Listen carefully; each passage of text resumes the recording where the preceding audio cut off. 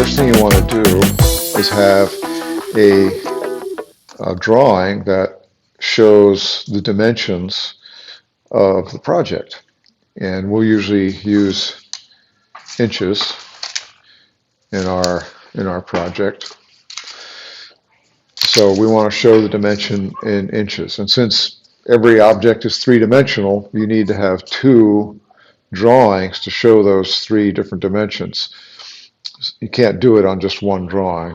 You have to have two drawings to show the dimensions. So for example, on the front view of this shelf, we see that it's 26 inches high off the floor and 28 inches from edge to edge. And then if you're looking at it from the side, you would see that it is 12 inches wide. You can't see the 12-inch width on the front drawing, but also the other dimension that we already know that we see on this the side view is the 26-inch. This is 26 inches from here to here, and we're not seeing the 28-inch view or 28-inch dimension on this drawing. Another example of two-sided dimensions are say for example, a table. We see looking at it from the side, you see it's 18. The top is 18 inches long. Looking at it from that side, and then the total height of the table is 24 inches. But then we need to look like we're looking down on top of the table. We see there's our 18-inch dimension, same as here, and then the side would be looking from the top. The other side of the table would be 16. And again, these are just examples. Yours may be a little bit different. What I tell students is to write down the dimensions in inches, and then if they're either too big or too small, once you have something down, then we can kind of figure out how we can change it. So after we have the drawing, the next step is to make a plan sheet. We're going to basically figure the costs involved in building the project. The next step will be to fill out a project plan sheet, and you can see here it's got a place for your name and all the different, we're going to list all the parts that we need for that and figure out how much material we're going to use. So for example, if you had a shelf, and we'll go back here and look at this shelf, we've got on top and a bottom to the shelf, and they're 28 inches long and 12 inches wide. Now all the pieces, all the lumber we use is going to be 1 inch thick. I'll just draw that there. From here to here, I know these aren't to scale, but this is going to be 1 inch.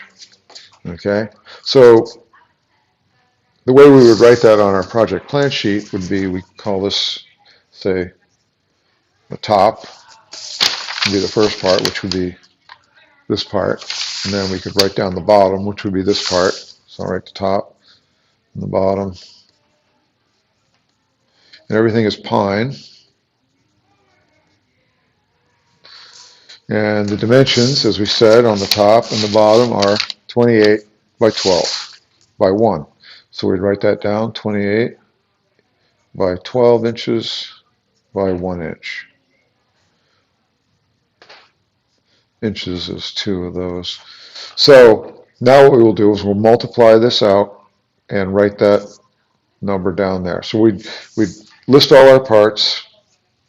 And don't forget, you got the sides, 2 sides, they'd be 26 by 12 by 1, and then this middle piece would be 28 by 12 by 1. So you just fill that out, and we'd multiply all these numbers and write them up here.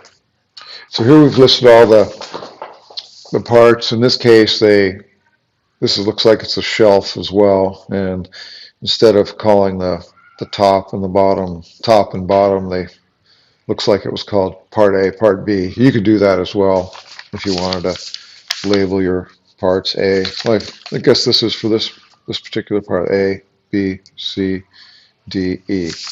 All right, so part A is 28 by 12 by 1. We multiply that together, we get 336. So we do that for all these parts.